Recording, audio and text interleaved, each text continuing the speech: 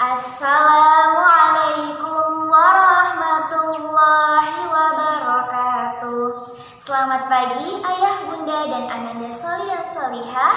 Bagaimana kabarnya hari ini? Semoga semua selalu dalam keadaan sehat, semangat, dan ceria.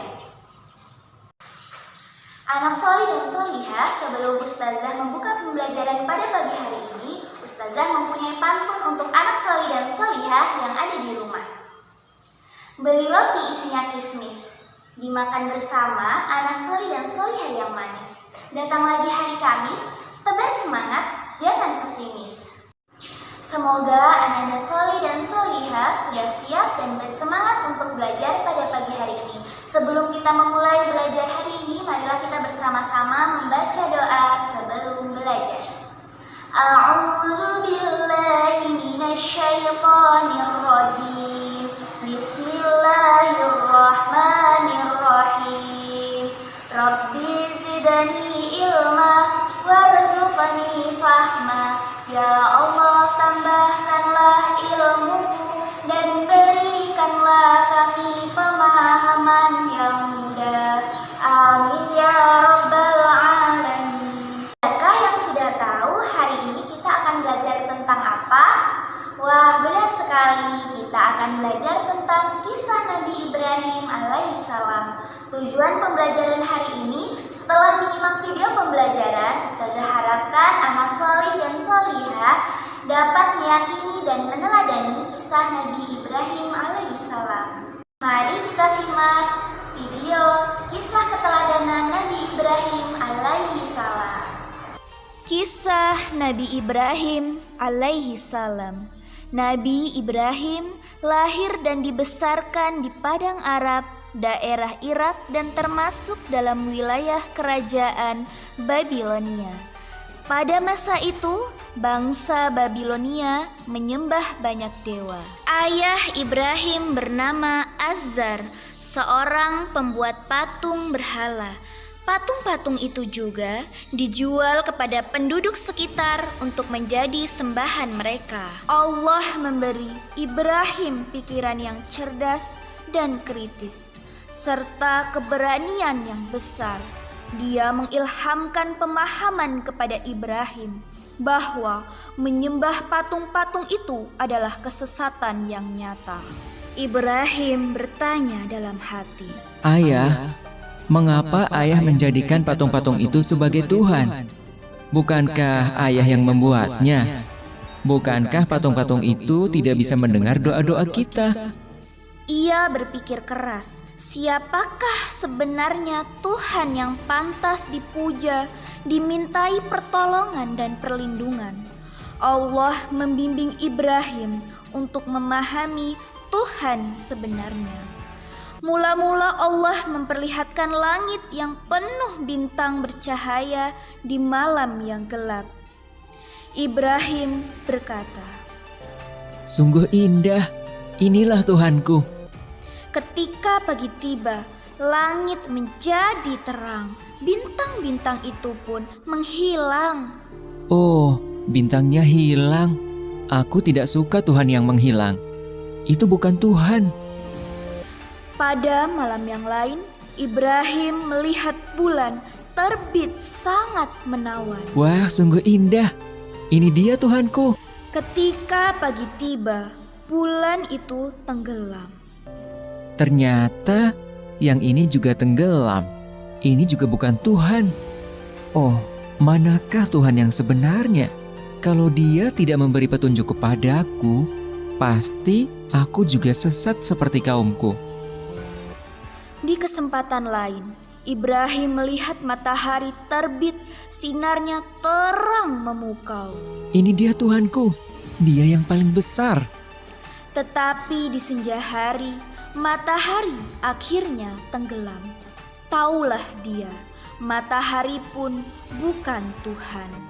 Wahai kaumku, aku tidak mau menyembah Tuhan-Tuhanmu itu. Aku ingin mengabdikan diriku pada pencipta semua ini.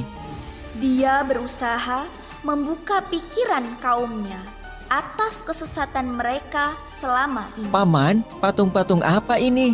Mengapa semua menyembahnya?" Dari dulu leluhur kita menyembah Tuhan-Tuhan ini.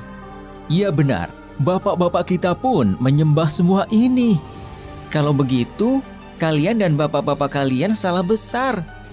Hah? Kamu ini ngomong sungguh-sungguh atau bercanda? Sebenarnya, Tuhan kita adalah pencipta langit dan bumi. Dasar anak muda ngelantur. Ibrahim bersumpah dalam hati akan menghancurkan patung-patung berhala itu untuk membuktikan kesalahan mereka. Suatu hari, ada perayaan keagamaan kaum Ibrahim.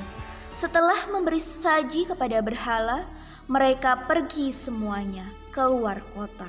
Ibrahim tidak mau ikut rombongan itu. Ketika semua sudah berangkat agak lama, diam-diam Ibrahim menuju tempat pemujaan berhala yang berisi banyak patung. Dia melihat makanan sesaji untuk berhala-berhala itu masih utuh di hadapan tiap patung-patung itu. Mengapa kamu tidak makan? Mengapa kamu tidak menjawab? Ibrahim bertanya, lalu memukul patung dengan tangannya. Tentu saja patung-patung itu tetap diam. Ibrahim mengambil kapak lalu menghancurkan patung-patung itu.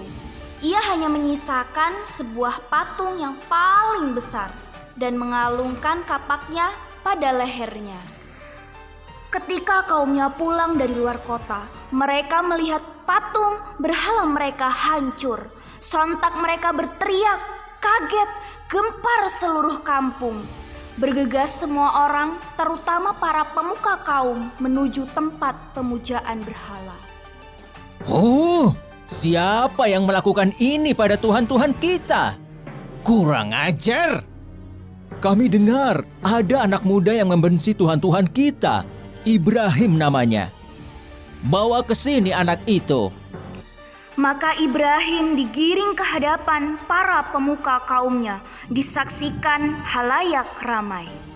Apakah kamu yang menghancurkan Tuhan-Tuhan kita, Ibrahim? Yang menghancurkan patung-patung itu adalah patung yang besar ini. Bukankah dia membawa kapak? Tanya saja dia kalau bisa menjawab. Orang-orang yang mendengar jawaban Ibrahim pun tersadar. Merekalah yang keliru dengan menyembah patung-patung itu. Tapi kekafiran yang sudah mendarah daging membuat mereka memutarbalikkan kebenaran. Tentu di sini ada campur tangan setan. Kamu kan tahu, dia tidak bisa bicara, apalagi bergerak menghancurkan patung lain. Berarti kamulah yang melakukannya. Jadi, mengapa kalian menyembah patung yang tidak bisa berbuat apa-apa? Melindungi dirinya sendiri saja tidak bisa, apalagi melindungi kalian. Pemuka-pemuka kaum Ibrahim berunding untuk menghukumnya. Beberapa orang mengusulkan untuk membakar Ibrahim hidup-hidup. Maka penguasa waktu itu, Raja Namrud, memerintahkan untuk membuat bangunan tempat pembakaran Ibrahim di tengah lapang agar bisa disaksikan orang banyak. Ibrahim diikat lalu dilemparkan ke dalam api. Api menyala berkobar sangat panas.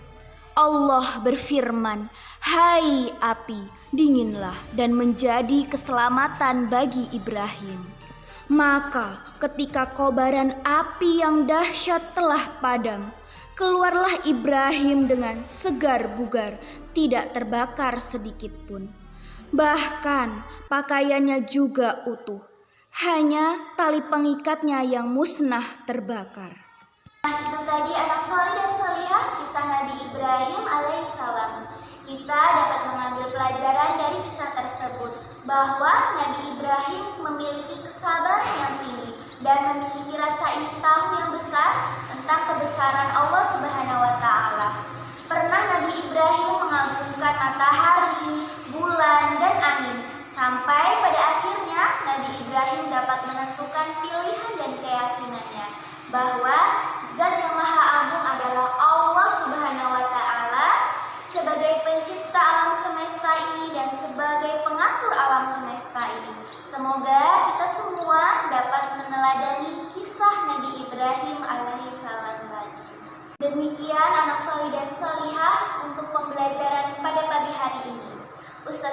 minta maaf jika terdapat kesalahan dalam menyampaikan materi hari ini. Untuk menutup kegiatan pembelajaran pada pagi hari ini, marilah kita bersama-sama membaca doa penutup majelis. Bismillahirrahmanirrahim. Subhanakallahumma wa bihamdika asyhadu an la ilaha illa anta astaghfiruka wa atubu ilaik. Baik, Ustazah Fitri akhiri pembelajaran hari ini.